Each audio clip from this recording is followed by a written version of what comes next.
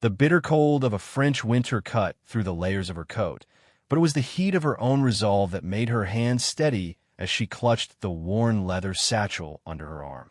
The bustling town square, a place that should have felt familiar and warm, now felt like a prison. The crisp white walls of the stone buildings stood tall, indifferent to the lives that passed beneath them. Snowflakes fell lazily, as though they knew what was coming and refused to fall too fast. But despite the peacefulness of the scene, beneath the quiet facade, the world had changed. Her world had changed. She was no longer the woman who once walked these streets with carefreeness. Now, she was a messenger in the shadows, carrying secrets that could alter the outcome of a war. And today, those secrets had to make it through the enemy's grip. Her name was Marie, though no one who knew her now ever dared speak it aloud. In this new reality, she was a nameless courier, a faceless figure in the fight against a regime that thrived on erasing identity.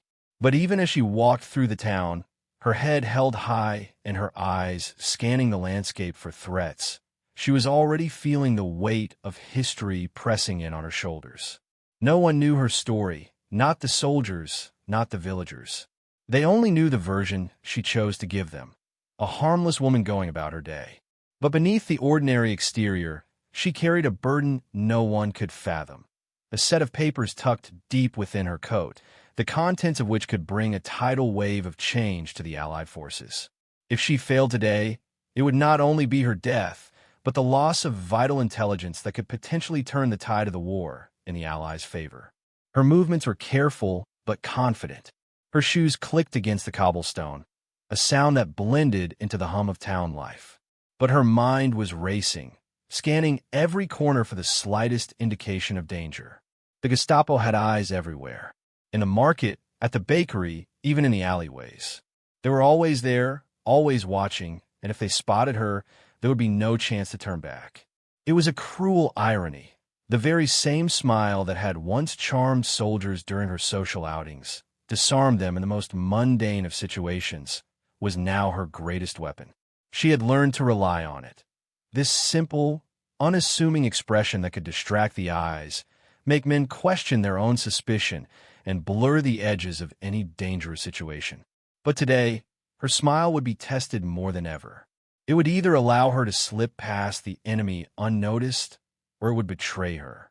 As she approached the checkpoint at the edge of town, her heart began to beat faster. She knew this spot well, had passed it countless times in the years before the war. But now was a different place altogether. The soldiers, standing at attention, were not just men in uniform. They were a barrier between her and safety, between her and freedom.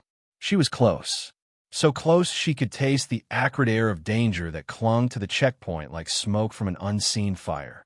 But as she drew nearer, she saw something that made her freeze.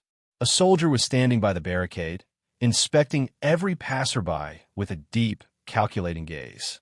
His eyes swept over the crowd, pausing only when they landed on her. Her breath caught in her chest. She knew that look. It wasn't curiosity, it was suspicion. The way his eyes narrowed, the way his posture stiffened slightly, it all pointed to one thing. He was looking for something or someone, and she was now at the top of his list. For a split second, she considered turning around and finding another route. But then she remembered the package in her coat, what it represented. She couldn't afford to fail now. The soldier's gaze lingered a moment too long, and Marie's stomach twisted in knots. But then, as if by instinct, she smiled. It was the smile of a woman who had seen it all before, the kind of smile that disarmed, that soothed, that made men believe they were seeing nothing more than a harmless passerby. She kept her eyes forward, walking with an air of nonchalance, her shoulders relaxed, as if she had nothing to hide. Her heart hammered in her chest, but she willed her body to remain calm. She had done this countless times, and it had always worked. As she approached the soldier, he raised his hand, signaling for her to stop. She froze, but the smile never faltered. She stopped just inches from the checkpoint, careful not to make any sudden movements. "Papers," the soldier said in a clipped voice, his accent thick and sharp. Marie's pulse quickened, but she reached into her coat pocket with a smooth, practiced motion. She pulled out the papers, simple identification documents that had been forged just for this journey. The names on the documents were not hers, but they would do. For a moment, the soldier seemed to study the papers with intent, but then he glanced up at her.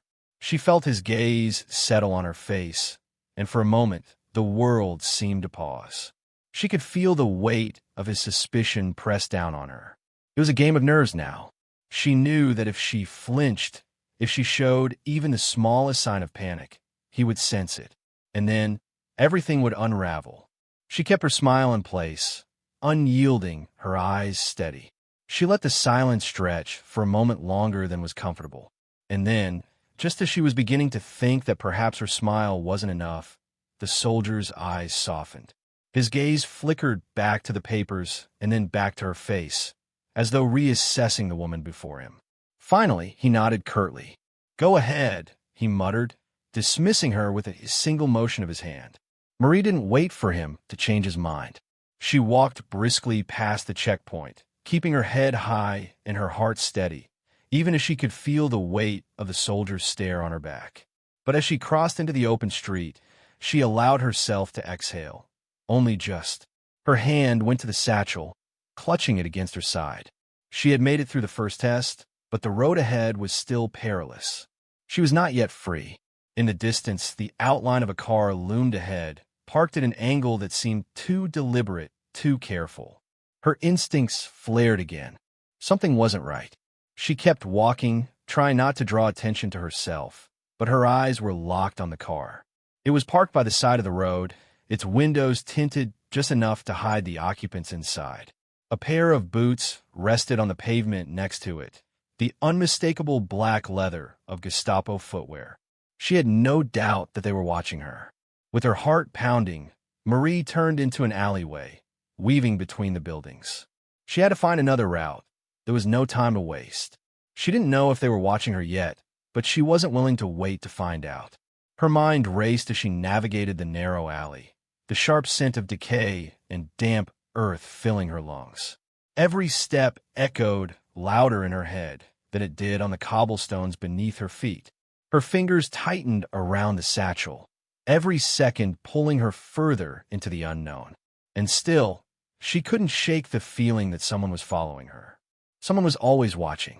She pushed forward, faster now, the feeling of danger pressing against her chest with every breath she took. She had made it past the first hurdle, but the war was not over yet.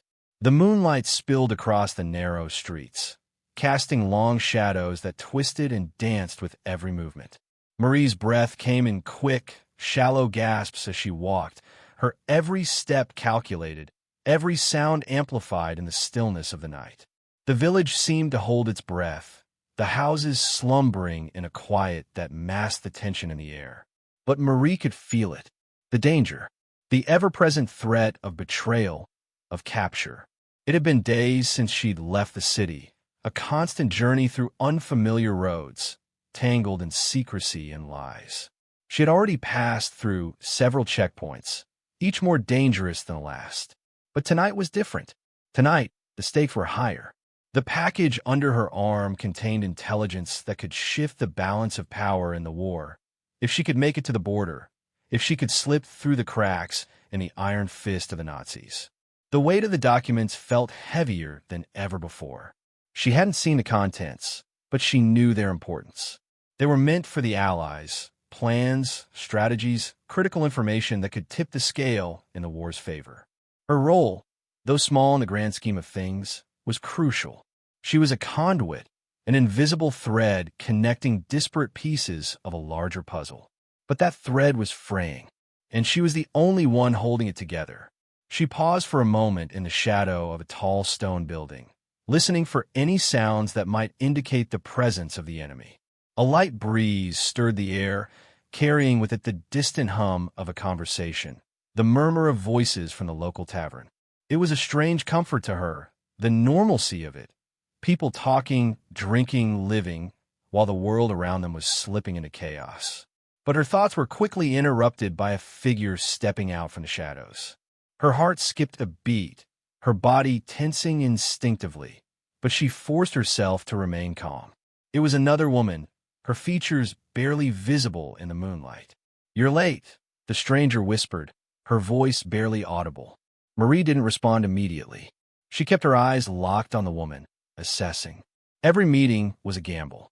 Trust was a currency she could no longer afford. But this woman had been reliable before. She had to be. Without a word, Marie handed over the satchel, her fingers lingering for just a moment before releasing it into the stranger's hands.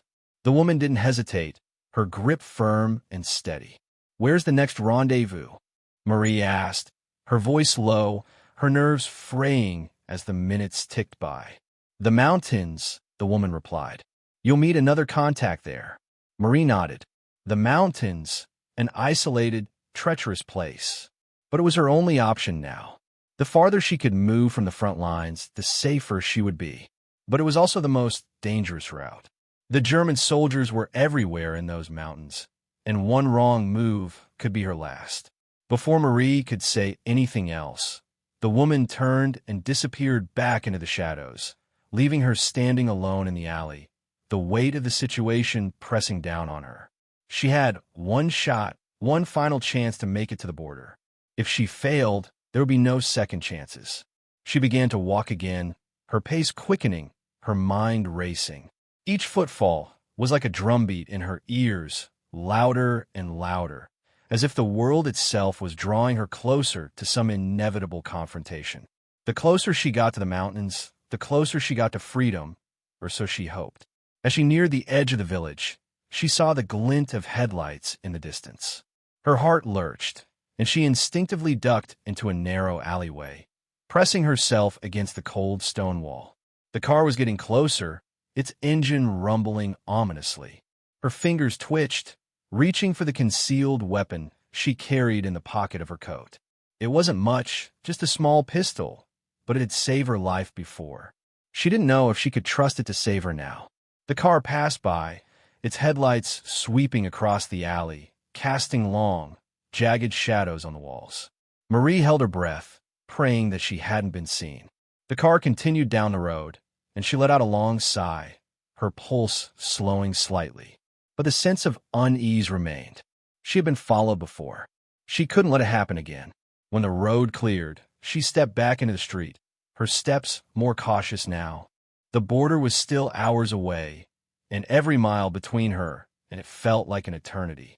She had crossed borders before, crossed lines that should have been impassable, but this time felt different. The noose was tightening. The mountains loomed ahead, their dark peaks rising against the sky like silent sentinels. But what awaited her there was anything but silent. The mountains were a labyrinth of trails, caves, and hidden bunkers.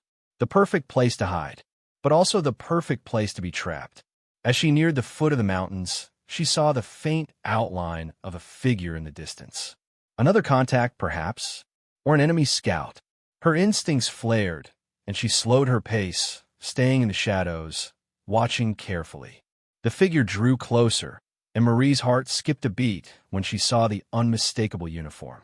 A Nazi officer. She froze, the blood draining from her face. The officer was heading straight for her, his footsteps heavy, deliberate. He must have been patrolling the area. She had seconds, no more. She couldn't let him get any closer. Without thinking, she slipped into a small doorway to her left, crouching down low, pressing herself against the cold stone. The officer's boots scraped against the cobblestones, and Marie held her breath, praying that he wouldn't stop, that he wouldn't look in her direction. The seconds stretched into what felt like hours, but finally, the sound of the officer's boots grew distant, fading away into the night. She exhaled sharply, her heart pounding in her chest. It was a close call, too close. But she couldn't afford to think about that now. She had to keep moving. The mountains were just ahead. Once there, she would be safe, she told herself. She would pass through the final checkpoint, cross the border, and then, maybe, just maybe, the war would finally be over.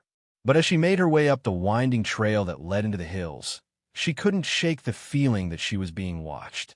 It was as if the shadows themselves were following her, closing in on her with every step. Her mind raced with thoughts of what lay ahead. Would her contact be there? Would they recognize her in time? or would the Nazis have already intercepted the message? She couldn't stop. She couldn't afford to stop. The consequences were too great. With each step, the terrain grew more treacherous. The path was narrow, the rocks loose, the air thin.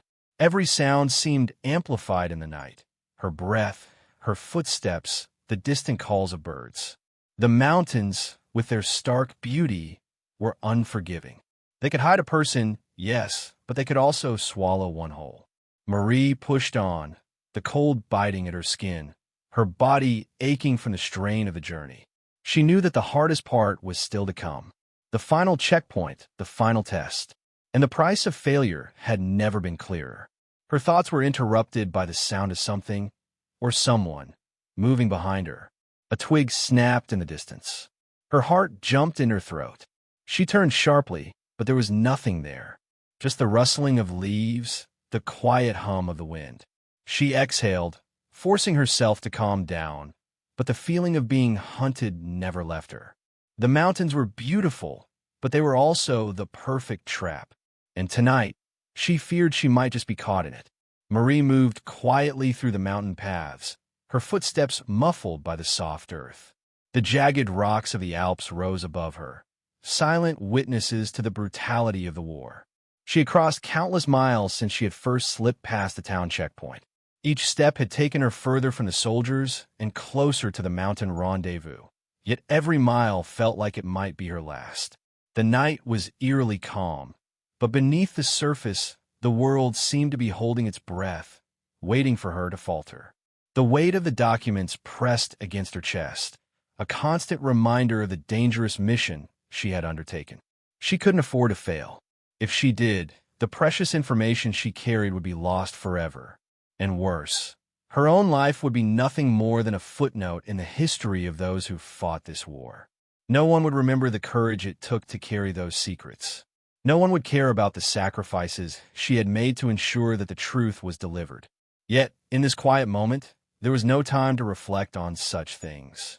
All that mattered was getting through the mountains and reaching the border. The path ahead twisted and turned, the darkness enveloping her as she moved further into the jagged terrain. She had traveled this way before, many times in the past, but never like this. Never with so much at stake. There was no room for error. The slightest misstep could lead to discovery, to capture, to death. And in the mountains, there were no second chances. She was just a woman. After all, nothing special in a world that was tearing itself apart. Yet, her task was one of the most important of any person in this war, carrying messages that could change the course of history. She was an ordinary courier, not a soldier, not a hero, but it was this very anonymity that allowed her to slip through the cracks where others would be caught. It was her ability to blend in, to be invisible, that made her valuable to the resistance. She had no weapons, no tools of war, just the strength of her will and the trust that others placed in her.